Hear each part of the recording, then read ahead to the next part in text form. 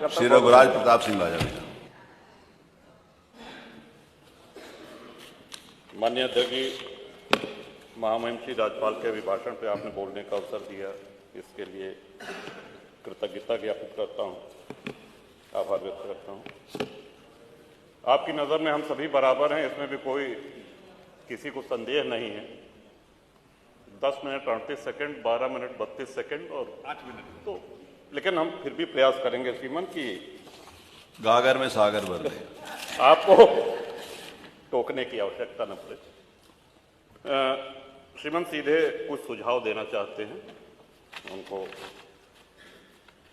गत वर्ष महामहिम श्री राज्यपाल के अभिभाषण पे जनता की जो समस्या थी, हर उपभोक्ता की समस्या थी कि बिजली के बिल बहुत बढ़ा चढ़ा करके उनको दिए जा रहे हैं और दलालों के माध्यम से पैसा लेकर के उस बिल को कम किया जाता है। माननीय ऊर्जा मंत्री जी उस समय थे, थोड़ी बहुत आपने सख्ती करी, लेकिन स्थितियां आज जस की तस हो रही हैं और हमको लगता है कि चाहे सत्ता पक्ष हो प्रतिपक्ष हो, सबके सामने ये समस्या आती है। तो इस पे श्रीमान कड़ाई से कोई निजी किसी एजेंसी को दिया गया है जो भी बिलिंग करते हैं, इस समस्या का स्थायी रूप से निदान हम सभी लोग चाहते हैं कि हो। दूसरा श्रीमान सुझाव है कि आयुष्मान कार्ड, इसमें प्रति परिवार 6 यूनिट होना आवश्यक है। बहुत से ऐसे परिवार हैं जो गरीब हैं, पात्रता है उनकी है, लेकिन घर में उनके 6 यूनिट सदस्य नहीं हैं, 6 सदस्य नहीं हैं। तो छोटे परिवारों को भी इसमें सम्मिलित किया जाए। तीसरा श्रीमान निवेदन है कि विधायक निधि से हम लोग जो असाध्य रोगों के उपचार के लिए उसमें धनराशि देते हैं, उसमें विलंब बहुत होता है।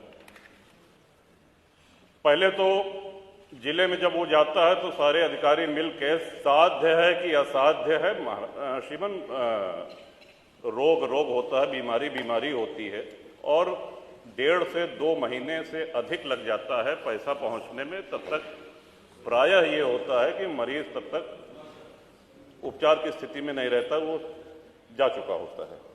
तो इसकी निवेदन है माननीय मुख्यमंत्री जी से भी कि समय सीमा निर्धारित की जाए। विधायक निधि से हम लोग जो उपचार के लिए करें उसमें 10 दिन, अधिकतम 10 दिन उसकी समय सीमा निर्धारित हो और उसमें साध्य और असाध्य का ये क्राइटेरिया हटा दिया जाए। पैसा सीधे अस्पताल जाता है, सरकारी अस्पताल जो जिनको आपने स्वीकृत कर रखा है वहीं जाता है। तो ये साध्य और असाध्य का श्रीमान ये हट जाए तो इससे बहुत ही सरलता होगी। कई माननीय सदस्यों ने छूटा पशुओं, आवारा पशुओं की चर्चा करी। एक ही सुझाव उसमें हम देना चाहते हैं, ये समस्या कोई नई नहीं है। हम सभी लोग गांव के रहने वाले हैं और बचपन से देखते आ रहे हैं कि खेतों में मचान पे किसान रात भर जानवरों को हकाया करते थे, रात भर आवाज होती थी। झाड़ियों से बेड़ लगा करके किसी तरह अपने खेतों की रक्षा होती थी। उससे भी और पहले चले जाएं तो मुंशी प्रेमचंद की एक कहानी है पूस की रात, हम सभी लोगों ने पढ़ी होगी। तो उस समय भी ब्रिटिश काल में भी यह समस्या थी खेतों में आवारा पशुओं के चरने की। श्रीमान गौवंश को काटा तो नहीं जा सकता, मारा नहीं जा सकता है। हम ही लोग हैं जो अपनी गायों को छोड़ते हैं, जब वो दूध देने लायक नहीं रह जाती हैं, हमारी ही छोड़ी हुई गायें हैं और उसके लिए हमको स्वयं उनको घर पे रखना पड़ेगा। हाँ, एक सुझाव ये अवश्य है कि अगर हम ब्याज मुक्त ऋण अपने खेतों को बाड़ेबंदी करने के लिए किसानों को दें तो इससे बहुत हद तक समस्या का समाधान हो सकता है। बगैर ब्याज के किसानों को तार बांधने के लिए, बाड़ेबंदी करने के लिए ऋण दिया जाए। श्रीमान, अब मैं आना चाहता हूं कि इस सदन में इस महामहिम श्री राज्यपाल के अभिभाषण में प्रभुराम की जितनी चर्चा हुई उतनी हमको नहीं लगता है कि इसके पहले कभी भी सदन में हुई हो। और सत्ता पक्ष और प्रतिपक्ष भी ये जाहिर करने में लगा रहा कि हम भी भगवान राम के भक्त हैं। भगवान राम सबके हैं, सर्वव्यापी हैं, सर्वव्यापक हैं। बड़ा सौभाग्य था हमारा श्रीमान, 22 तारीख को बहुत कम लोगों को आमंत्रण मिला था, वहां जाने का अवसर मिला इतना सुव्यवस्थित कार्यक्रम, माननीय मुख्यमंत्री जी जब माननीय प्रधानमंत्री जी जा चुके थे और सब अतिथि जा चुके थे, तब घूमते रहे, एक एक व्यक्ति से मिलते रहे और वो बड़ा भावनाओं का अतिरेक था। भगवान श्री राम के हम सभी लोगों के जीवन में, हमारे यहाँ अवध में जब शिशु का जन्म होता है तो उसके कान में राम नाम, राम कहा जाता है। जब विद्या आरंभ होता है श्रीमन, तो राम लिखा जाता है तख्ती पर उसका हाथ पकड़ करके, और अंतिम यात्रा के विषय में तो हम सभी को पता है, राम नाम सत्य है कहा जाता है। वो भगवान राम किन परिस्थितियों में तंबू में रहे, निर्वासित रहे, इस बात की प्रसन्नता इतनी गांव-गांव है। कोई ऐसा गांव नहीं होगा जहां भंडारा ना हुआ हो, कोई ऐसा गांव का पुराना मंदिर नहीं होगा जहां रंगाई पुताई न हुई हो, कोई ऐसा गांव, कोई कस्बा नहीं होगा जहां भंडारा न हुआ हो, जहां दिवाली न मनाई गई, और सभी प्रसन्न थे।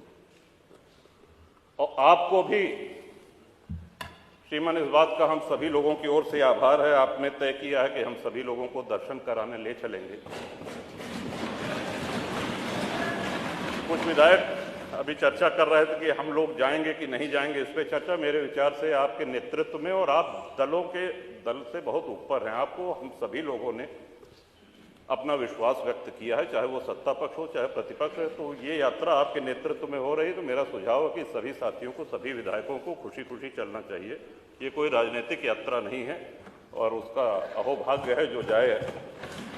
आपके माध्यम से श्रीमान एक और निवेदन करना चाहते हैं। श्री राम मंदिर निर्माण में कितनी भावनाएं जुड़ी हुई हैं, इसका अंदाजा इस बात से भी लगाया जा सकता है कि अयोध्या और उसके आसपास के सूर्यवंशी क्षत्रियों ने पिछले 500 वर्ष से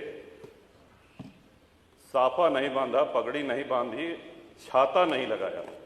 विवाह में दूल्हे को साफा बांधा जाता है, पगड़ी बांधी जाती, उनका वो प्रण प्रतिज्ञा आज पूरी हुई है। कितने लोगों की इच्छा,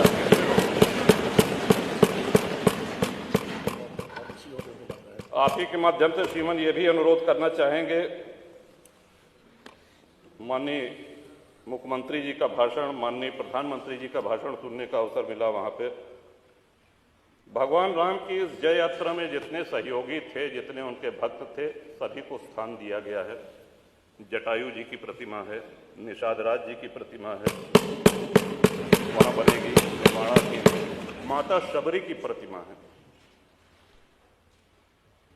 लेकिन हमारे जैसे अज्ञानी लोग जो संस्कृत नहीं जानते हैं, अगर प्रभु राम की महिमा से परिचित हुए हैं तो पूरा श्रेय गोस्वामी तुलसीदास जी को जाता है। मैं आपके माध्यम से श्रीमान अनुरोध करूंगा कि गोस्वामी तुलसीदास जी की एक प्रतिमा, और उन्हीं कलाकार के द्वारा, श्री अरुण योगीराज जिन्होंने रामलला सरकार का विग्रह बनाया है, उन्हीं के द्वारा निर्माण करके माननीय मुख्यमंत्री जी अगर वो करें तो हम सब लोगों के लिए ये बहुत ही प्रसन्नता की बात होगी कि तुलसी बाबा की वहाँ पे मूर्ति लगे। कवि बेनी श्रीमन हुए, उन्होंने तुलसी बाबा के लिए कहा था कि वेद मत शोध शोध शोध के पुराण सब, संत और असंतन को भेद को बताओ तो, कपटी कुराही क्रूर कली के कुचाली जीव, कौन राम नाम हो की चर्चा चलाओ तो। कहे कवि बेनी मानो मानो हो प्रकृति, पाहन हिये में कौन प्रेम उपजाओ तो, और भारी भव सागर उतार तो कौन पार, जो पे रामायण तुलसी न गाओ तो। तुलसीदास जी की वाणी, उनके ग्रंथ को कितने श्रद्धेय कथावाचकों ने हम लोगों को सुनाया है और भवसागर पार की हैं। इन्हीं शब्दों के साथ श्रीमन जो हमको कहना था सारी बातें आ गई हैं। क्षेत्र के विषय में डिग्री कॉलेज हमारे हदगवां क्षेत्र में और बिहार में चाहिए, ये आपके माध्यम से हम कह दे रहे हैं श्रीमन। बाकी शुभकामना और महामहिम श्री राज्यपाल के अभिभाषण का समर्थन करता हूं। बहुत बहुत धन्यवाद।